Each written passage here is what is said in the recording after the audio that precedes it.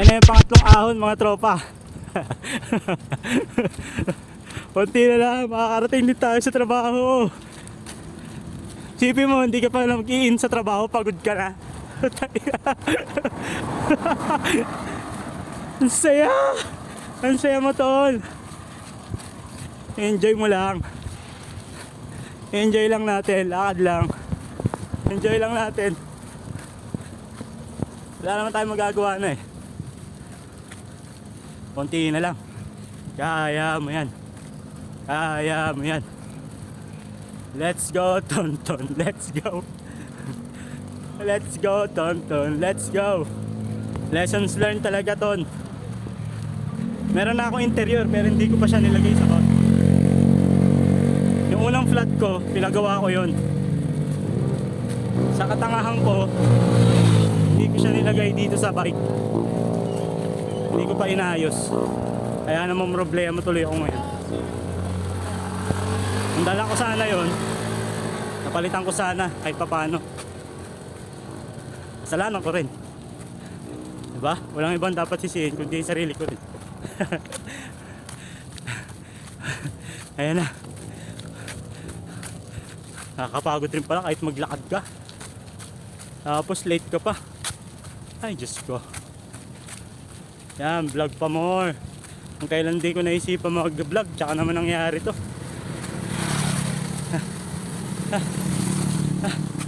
Ayan na. Madilim eh, hindi natin kita yung Wyatt. Mabait pa rin talaga si Lord.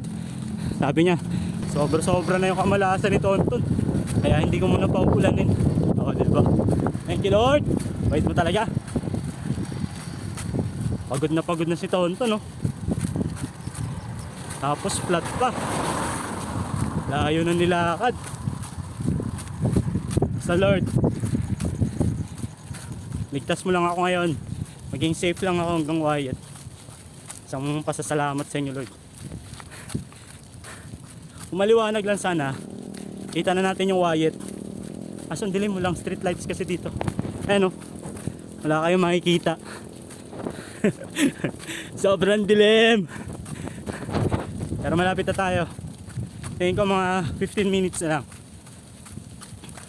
Hindi na ako aasa na umabot tayo sa oras. Expect ko na late tayo. Pero at least try natin yung best natin na makapasok ng maaga. Hindi lang tayo umabot.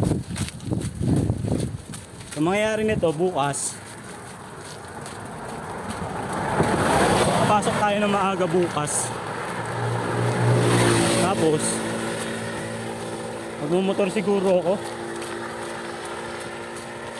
Tapos yung interior ako na maglalagay o ako na yung magkakabit para at least matutunan ko rin. Ayun, maambon na. Lord, konti na lang, URC na ako, Lord. Oh. Lapit na tayo sa URC. Ayan na, oh. URC na tayo. Kaso hindi nyo makita pa rin, madilim. Balitaan ko kayo pag malapit na tayo sa Wyatt.